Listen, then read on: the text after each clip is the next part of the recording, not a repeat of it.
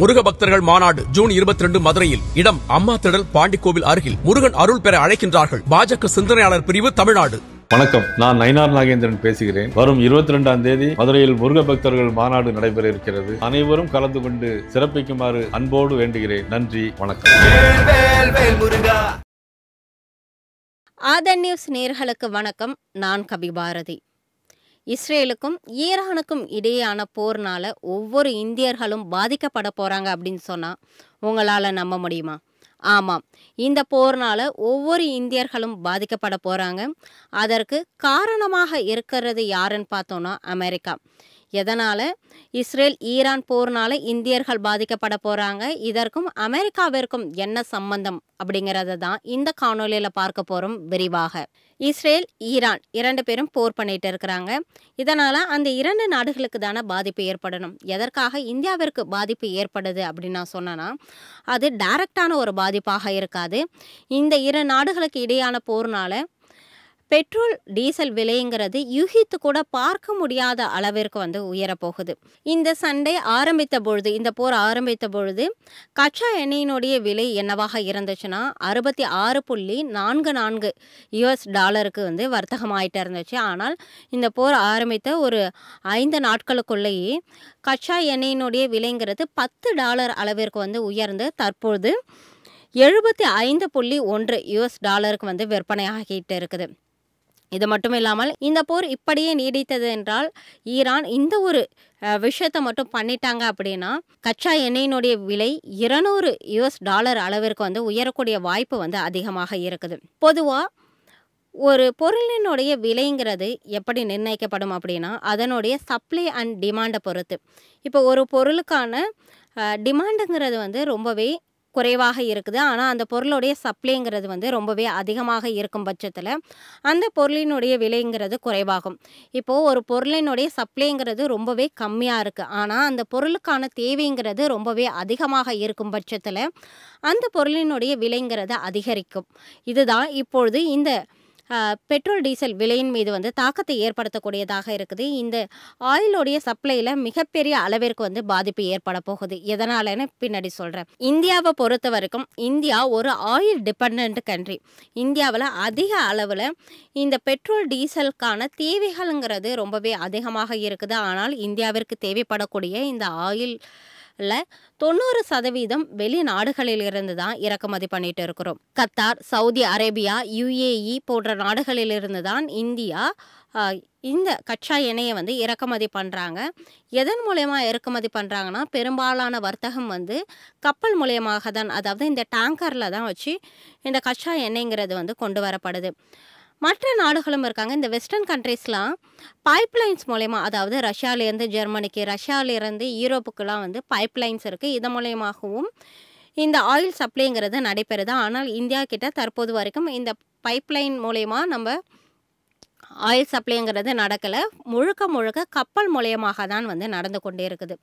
இந்த கப்பல் போக்குவரத்துக்கு தான் தற்போது மிகப்பெரிய அளவில் ஒரு பாதிப்பு ஏற்படக்கூடிய ஒரு சூழ்நிலை உருவாகி இருக்குது. இதற்கு அமெரிக்கா மிக முக்கியமான ஒரு காரணமாக இருக்க போகுது. எதனால் அப்படின்னா நான் சொன்ன மாதிரி இஸ்ரேலுக்கும் ஈரானுக்கும் இடையே போர் நடந்துக்கிட்டு இருக்கு. இந்த போர் நாளுக்கு நாள் தீவிரம் அடைந்து கொண்டே போகுது. இந்த போரில் தற்போது அமெரிக்கா இஸ்ரேலுக்கு ஆதரவான ஒரு நிலைப்பாட்டை வெளிப்படுத்தியிருக்கிறாங்க. அது மட்டும் இல்லாமல் இஸ்ரேலுங்கிறது ஈரானுடைய ஏர் டிஃபென்ஸை ஃபுல்லாக காலி பண்ணிட்டோம் அப்படின்னு சொல்கிறாங்க.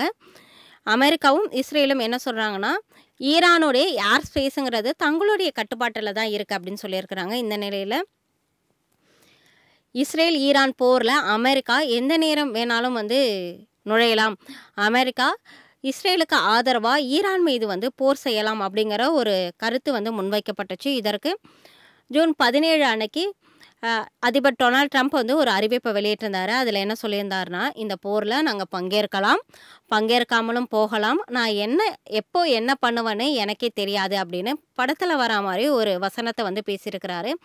இதை நம்ம சாதாரணமாக கடந்து போயிட முடியாது. எதனாலனா அமெரிக்காவினுடைய வெளியுறவு செயலாளர் மார்க்கோ ரூபியோ என்ன சொல்லியிருக்கிறாருன்னா இஸ்ரேல் போரில் அமெரிக்கா பங்கேற்கிறத பற்றின பரிசீலனை எல்லாம் போயிட்டு இருக்குது. இந்த வாரம் இறுதிக்குள்ளே நாங்கள் ஈரானுக்கு எதிராக போர் புரிவோமா இல்லையாங்கிற ஒரு முடிவு வந்து எட்டப்படும் அப்படின்னு சொல்லியிருக்கிறாங்க. இப்படி இருக்கக்கூடிய பட்சத்தில் இஸ்ரேல் ஈரான் மீது வந்து அமெரிக்கா போர் செய்யணும் அப்படிங்கிறதுல ரொம்பவே பிடிவாதமாக இருக்கிறாங்க. ஏன்னா இந்த விஷயத்தில் ஈரானை நிர்மூலமாக்க இஸ்ரேலுக்கு அமெரிக்காவினுடைய உதவிங்கிறது மிகவும் அவசியமான ஒன்றாக இருக்குது. எதனால் அப்படின்னா, இஸ்ரேல் இந்த போரை ஆரம்பிக்கும் பொழுது என்ன சொல்லியிருந்தாங்க அப்படின்னா, ஈரான் அணு ஆயுதங்களை தயாரிக்கிறாங்க, எங்களுடைய எதிரி நாட்டுக்கிட்ட அணு ஆயுதம் இருக்கிறது, எங்களுக்கு எந்த நேரத்தில் வேணாலும் பாதகமாக மாறிடலாம், அதனால தான் அவங்க அணு ஆயுதம் தயாரித்து முடிப்பதற்குள்ளேயே அவங்கள வந்து நாங்கள் வந்து தாக்கணும். அது மட்டும் இல்லாமல் அவங்களுடைய நியூக்ளியர் ஃபெசிலிட்டிஸ், அந்த அணு ஆராய்ச்சி மையங்களை குறிவைத்து எங்களுடைய தாக்குதல் வந்து இருந்துச்சு, அதில் வந்து நாங்கள் வெற்றி பெற்றோம் அப்படின்னு சொல்லியிருக்கிறாங்க. ஆனால் ஈரானுடைய மிக முக்கியமான நியூக்ளியர் ஃபெசிலிட்டி, ரொம்ப ரகசியமான ஒரு நியூக்ளியர் ஃபெசிலிட்டி ஃபார்டா, இந்த நியூக்ளியர் ஃபெசிலிட்டியை தாக்கணும்னா கண்டிப்பாக இஸ்ரேலுக்கு அமெரிக்காவினுடைய உதவிங்கிறது தேவை. எதற்காக அப்படின்னா, இந்த நியூக்ளியர் ஃபெசிலிட்டி எப்படி அமைக்கப்பட்டிருக்கு அப்படின்னா, ஈரானுங்கிறது மலைகள் சூழ்ந்த கடுமையான மலைகள் சூழ்ந்த ஒரு நாடாக இருக்குது. இந்த நியூக்ளியர் ஃபெசிலிட்டிங்கிறது அந்த மலையை குடைந்து அதுக்குள்ளே காங்கிரீட் செட்டப்லாம் போட்டு ரொம்பவே வலுவாக மலைக்குள்ளே அமைக்கப்பட்ட ஒரு நியூக்ளியர் ஃபெசிலிட்டியாக இருக்குது. இது ரொம்ப ஸ்ட்ராங்கான நியூக்ளியர் ஃபெசிலிட்டியாக பார்க்கப்படுது. இந்த நியூக்ளியர் ஃபெசிலிட்டியை தகர்த்தே ஆகும்னு இஸ்ரேல் கங்கணம் கட்டிட்டு திரிகிறாங்க. ஆனால் இஸ்ரேல் கிட்ட தற்போது இருக்கக்கூடிய இந்த குண்டுகளை வச்சு இந்த நியூக்ளியர் ஃபெசிலிட்டிஸை தகர்க்கணுங்கிறது ரொம்பவே கடினமான ஒரு காரியம். ரொம்ப கடினமான காரியம் மட்டும் இல்லை, முடியவே முடியாத ஒரு காரியம். உலகத்தில் இருக்கக்கூடிய எந்த நாடுகள் நினைச்சாலும் தற்போது அந்த நியூக்ளியர் ஃபெசிலிட்டிஸை தகர்க்கணுங்கிறது ரொம்பவே கஷ்டமான ஒரு விஷயம். ஆனால் இந்த நியூக்ளியர் ஃபெசிலிட்டிஸை தகர்க்கக்கூடிய அந்த பாம் ஃபெசிலிட்டிங்கிறது அமெரிக்கா கிட்ட வந்து இருக்குது. உலகத்திலே அமெரிக்கா கிட்ட மட்டும்தான் MOP குண்டு இருக்குது, அதாவது GUP-57AB MOP. இந்த குண்டு வந்து மிகவும் சக்தி வாய்ந்த ஒரு பாமாக வந்து பார்க்கப்படுது. இதனுடைய எடை மட்டும் கிட்டத்தட்ட 30,000 பவுண்ட், அதாவது எடையில பார்க்க போனால் 13,600 கிலோ எடையுடையதாக இருக்குது இந்த வெடிகுண்டுங்கிறது. இந்த வெடிகுண்டு தற்போது அமெரிக்கா கிட்ட இருக்குது. இந்த வெடிகுண்டு கிட்டத்தட்ட 60 மீட்டர் அளவிற்கு வந்து உள்ள பெனிட்ரேட் ஆகி வெடிக்கக்கூடியது. அதாவது இந்த மலையை தகர்க்கிறதுக்கு, இந்த மலைக்குள்ளே இருக்கிற இந்த நியூக்ளியர் ஃபெசிலிட்டிஸை தகர்க்கிறதுக்கு அமெரிக்காவினுடைய இந்த குண்டுகளால் தான் முடியும். இந்த குண்டு மட்டும் போதாது, இந்த வெடிகுண்டை தாங்கக்கூடிய பாமரும் வந்து இஸ்ரேல்கிட்டயோ வேறு எந்த நாடுகள்கிட்டயோ இல்லை. அதற்கு அமெரிக்காவினுடைய இந்த B-2 ஸ்டெல்த் பாமர் வந்து ரொம்பவே பிரம்மாண்டமாக இருக்கக்கூடிய ஒரு பாமராக இருக்குது. இதனுடைய விங் ஸ்பேன் மட்டும் பார்த்தோம் அப்படின்னா 52 மீட்டருக்கு இருக்குது. அதாவது நம்ம ரஃபேலோட கம்பேர் பண்ணோன்னா ரஃபேலோடைய விங் ஸ்பேனுங்கிறது 10.9 மீட்டர் தான். இந்தியாவில் இருக்கக்கூடிய மிகப்பெரிய போர் விமானமாக பார்க்கக்கூடிய SU-30 MKI-யோடைய பின் விங்கே வந்து எவ்வளோ இருக்குன்னா 17.7 மீட்டர் தான் இருக்குது. ஆனால் இந்த B-2 ஸ்டெல்த் பாமருடைய விங் ஸ்பேனுங்கிறது 52 மீட்டராக இருக்குது. அப்போனா நீங்களே கற்பனை பண்ணி பார்த்துக்கோங்க இது எவ்வளோ பெருசாக இருக்கும் அப்படின்னு சொல்லிட்டு. இதில் ஒரு நார்மல் வெடிகுண்டெல்லாம் எடுத்துகிட்டு போனால் கிட்டத்தட்ட 1000க்கு மேற்பட்ட குண்டுகளை வந்து எடுத்துகிட்டு போக முடியும். ஆனால் இவ்வளவு பிரம்மாண்டமாக இருக்கக்கூடிய இந்த B-2 ஸ்டெல்த் பாமர்னாலேயே இந்த GUP-யோடைய MOP குண்டை வந்து 2 தான் எடுத்துகிட்டு போக முடியும் அப்படின்னு சொல்லப்படுது. இந்த ஈரானில் இருக்கக்கூடிய அந்த ஃபார்டோ அணு உலையை வந்து தாக்கணும் அப்படின்னா இந்த குண்டு தான் பயன்படுத்தலாம் அப்படின்னு சொல்லி இப்போ ஒரு பேச்சுவார்த்தை வந்து போய்கிட்டு இருக்கு. ஆனால் இதை இன்னுமே அமெரிக்கா தரப்புலேருந்து வந்து கன்ஃபார்ம் பண்ணலை. ஆனால் வெள்ளை மாளிகையில் சுற்றி இருக்கக்கூடிய அந்த நிலவரப்படி பார்த்தோன்னா வல்லுநர்கள் என்ன சொல்கிறாங்கன்னா, கண்டிப்பாக அமெரிக்கா இந்த போரில் வந்து பங்கேற்கும். ஈரானை வந்து இதன் மூலயமா அமெரிக்கா நிர்மூலமாக்கும் அப்படின்னு சொல்லப்படுது. எதனால் அப்படின்னா, அமெரிக்கா டிஃபென்ஸ் சிஸ்டத்தில் நம்ம கற்பனை கூட பண்ணி பார்க்க முடியாத அளவுக்கு ரொம்பவே ஸ்ட்ராங்காக இருக்காங்க. அவங்கக்கிட்ட இருக்கிற அந்த டெக்னாலஜியாக இருக்கட்டும், ரிசர்ச் ஃபெசிலிட்டிஸாக இருக்கட்டும், எக்யூப்மெண்ட்டாக இருக்கட்டும், ரொம்ப ரொம்ப அட்வான்ஸ்டு ஒரு சிஸ்டத்தை தான் வச்சுருக்கிறாங்க. இதனால தான் உலக நாடுகளில் அமெரிக்கா ரொம்பவே வலுவான நாடாக இருக்கிறாங்க. அவங்களுடைய கை ஓங்கி ஒலிக்கிறதுக்கும் இது மிக முக்கியமான ஒரு காரணமாக பார்க்கப்படுது. இன்னொரு பக்கம் பார்த்தோன்னா ஈரான் ஈரான் கிட்ட இருக்கக்கூடிய ஃபெசிலிட்டிஸ்லாம் டெக்னாலஜிலாம் வந்து ரொம்பவே பழைய டெக்னாலஜி. எதனால் அப்படின்னா, அமெரிக்கா ஈரான் மேலே நிறைய தடைகளை வந்து பொருளாதார தடைகளை விதிச்சாங்க. அதில் முக்கியமான ஒன்று என்ன அப்படின்னா, அவங்கக்கிட்டேருந்து ஆயிலை வந்து யாரும் வாங்கக்கூடாது. அது மட்டும் இல்லாமல் அவங்கக்கிட்ட யாரும் எந்த டெக்னாலஜியும் வந்து ப்ரொவைட் பண்ணக்கூடாது அப்படின்னு சொல்லியிருந்தாங்க. இதனால் ஈரான் கிட்ட இருக்கக்கூடிய இந்த ஃபைட்டர் ஃப்ளைட் ஆகட்டும், எல்லாமே டெக்னாலஜி ஆகட்டும், எல்லாமே வந்து இந்த டிரான்சிஷனுக்கு முன்னாடி வாங்கினதா தான் இருக்குது. அதனால் அவங்க இந்த ஏரியாவில் கொஞ்சம் வீக்காக இருக்கிறாங்க. இப்படி வீக்காக இருக்கக்கூடிய இந்த நாட்டு மேலே அமெரிக்கா போன்ற ஒரு வலுவான நாடு போர் தொடுத்துச்சு அப்படின்னா ஈரான் நிர்மூலமாக்கப்படும்ங்கிறது உறுதியான ஒரு விஷயமாக இருக்குது. இப்படி இருக்கக்கூடிய பட்சத்தில் ஈரான் ரொம்ப நெருக்கடியான ஒரு சூழ்நிலைக்கு வந்து தள்ளப்படும். அப்படி ஈரான் மட்டும் அந்த நெருக்கடியான சூழ்நிலைக்கு தள்ளப்பட்டுச்சு அப்படின்னா ஈரானுடைய கடைசி அஸ்திரமாக என்ன இருக்கும் அப்படின்னு பார்த்தோன்னா ஸ்ட்ரெய்ட் ஆஃப் ஹார்மஸ். இதுக்கு முன்பே ஈரான் வந்து ஒரு இக்கட்டான சூழ்நிலைக்கு போன பொழுது 2008 அவங்க என்ன சொல்லியிருந்தாங்க அப்படின்னா, இந்த ஸ்ட்ரெய்ட் ஆஃப் ஹார்மஸை வந்து நாங்கள் தாக்குவோம் அப்படின்னு சொல்லியிருந்தாங்க. ஆனால் இப்பொழுது வரைக்கும் இதற்கு முன்பே 2-3 தடவை வந்து அவங்க வந்து எச்சரிக்கை விடுத்திருந்தாங்க. வார்னிங் தான் கொடுத்திருந்தாங்களே வந்து ஒருபொழுதும் இந்த ஸ்ட்ரெய்ட் ஆஃப் ஹார்மஸுங்கிறது தகர்க்கப்படாத ஒன்றாக தான் இருந்துச்சு. ஆனால் இந்த முறை ஈரானுக்கு வேறு வழியே இல்லை அப்படின்னா இந்த ஸ்ட்ரெய்ட் ஆஃப் ஹார்மஸை தான் வந்து அவங்க தகர்ப்பாங்க. இந்த ஸ்ட்ரெய்ட் ஆஃப் ஹார்மஸுங்கிறது ஈரானுக்கும் கத்தாருக்கும் இடையே இருக்கக்கூடிய ஒரு சிறிய வந்து ஒரு நீரிணை தான் இந்த ஸ்ட்ரெய்ட் ஆஃப் ஹார்மஸ். இதனுடைய மொத்த அகலமே 90 நாட்டிக்கல் மைல், அதாவது 160 கிலோமீட்டர் தான்.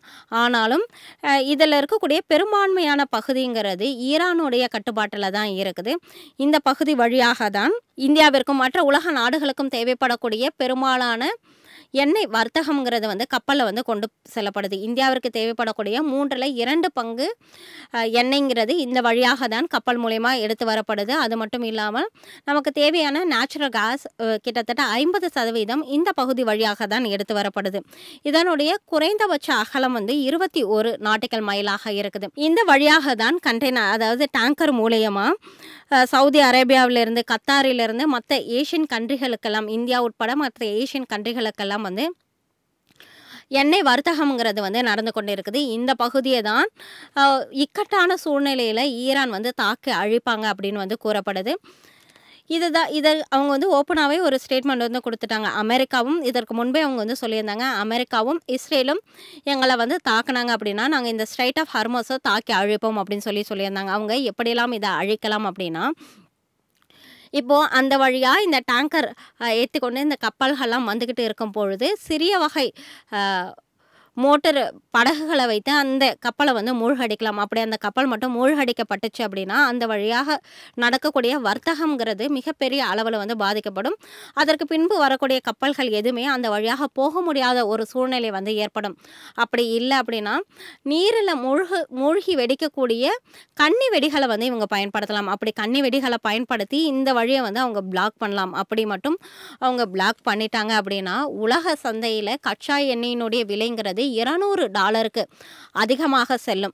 இப்படி இருக்கும் பொழுது உலக நாடுகள் அனைத்திற்குமே பெட்ரோல் டீசல் கிடைக்காத ஒரு திண்டாட்டம்ங்கிறது ஏற்படும். குறிப்பாக இந்தியாவில் இதனுடைய தாக்கம் வந்து மிகப்பெரிய அளவில் இருக்கும். எதனால் சொல்கிறேன் அப்படின்னா, இந்தியாவில் ஒரு 3 வருடங்களாகவே கச்சா எண்ணெயினுடைய விலை ஏற்றம் இறக்கம் இருந்த பொழுதும் இந்தியாவில் மட்டும் பெட்ரோலுடைய விலைங்கிறது ஓரளவு கான்ஸ்டண்ட்டாக தான் இருந்துச்சு. $100 மேலே தான் வந்து கடந்த ஒரு 2 வருடங்களாகவே விற்பனை ஆகிட்டு இருக்குது. கச்சா எண்ணெயினுடைய விலை $100 இருந்த பொழுதும் அந்த ப்ரைஸ்க்கு தான் வந்து விற்பனை ஆச்சு. அதே போல் கச்சா எண்ணெயினுடைய விலை $60 இருந்த பொழுதும், US$ இருந்த பொழுதும் இந்தியாவில் வந்து $100 மேலே தான் பெட்ரோலுடைய விலை வந்து வெறுத்துக்கிட்டு இருந்துச்சு. அதற்கு முக்கிய காரணமாக என்ன பார்க்கப்பட்டுச்சு அப்படின்னா, இங்கே விதிக்கக்கூடிய டாக்ஸ் 2 வகையான டாக்ஸை வந்து விதிக்கிறாங்க இந்தியாவில் பெட்ரோலுக்கும் டீசலுக்கும். என்னென்னா சென்ட்ரல் கவர்மெண்ட் விதிக்கக்கூடிய கலால் வரி, ஸ்டேட் கவர்மெண்ட் விதிக்கக்கூடிய வேட். தற்போது சென்ட்ரல் கவர்மெண்ட் விதிக்கக்கூடிய இந்த கலால் வரி 1 லிட்டர் பெட்ரோலுக்கு $20.50 டீசலுக்கு 16 ரூபாயாகவும் இருக்குது. அதே போல் ஸ்டேட் கவர்மெண்ட் வந்து வேட்டுங்கிற ஒரு வரி வந்து விதிப்பாங்க. இது ஒவ்வொரு ஸ்டேட்டுக்கும் டிஃபர் ஆகும். தமிழ்நாட்டை பொறுத்த வரைக்கும் 13%, அதாவது 1 லிட்டர் பெட்ரோலுக்கு 11 ரூபாய் 52 பைசாவாகவும், டீசலுக்கு 11%, அதாவது 9 ரூபாய் 62 பைசாவாகவும் இருக்குது. இதனால தான் இந்தியாவில் பெட்ரோல் விலைங்கிறது ரொம்பவே அதிகமாக இருக்குது.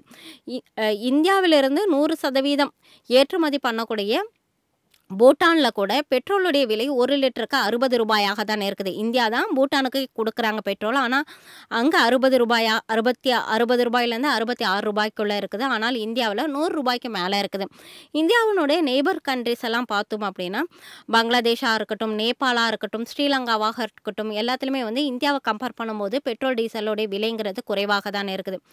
இப்படி இருக்கக்கூடிய இந்த காலகட்டத்தில் கச்சா எண்ணெயினுடைய விலை கடந்த ஒரு 5 நாட்களில் வந்து $10 அளவுக்கு வந்து உயர்ந்திருக்கு. நான் சொன்ன மாதிரி இந்த ஸ்ட்ரெய்ட் ஆஃப் ஹார்மோஸை மட்டும் தாக்கிட்டாங்கன்னா $200 அளவுக்கு வந்து உயரலாம். அப்படி இருக்கும் பட்சத்தில் இந்தியாவில் பெட்ரோல் டீசல் விலைங்கிறது எந்த அளவுக்கு வந்து மாறுபடும்? ஒன்று, இந்த சென்ட்ரல் கவர்மெண்ட்டும் ஸ்டேட் கவர்மெண்ட்டும் பேசி அதற்கு விதிக்கக்கூடிய வரியை வந்து கம்மி பண்ணிவிட்டு இப்போ இருக்கக்கூடிய அதே ரேட்லேயே வந்து பெட்ரோல் டீசல் விலையை வந்து மெயின்டைன் பண்ணுவாங்களா? இல்லை இந்த விலையை வந்து அப்படியே வச்சுட்டு பெட்ரோல் டீசலுடைய அந்த மொத்த சுமையும் வந்து நுகர்வோருக்கு வந்து கடத்துவாங்களா? அந்த மொத்த சுமையும் இந்த கஸ்டமர் மேலே வந்து விழுமா? அப்படிங்கிறத பொறுத்திருந்து தான் பார்க்கணும்.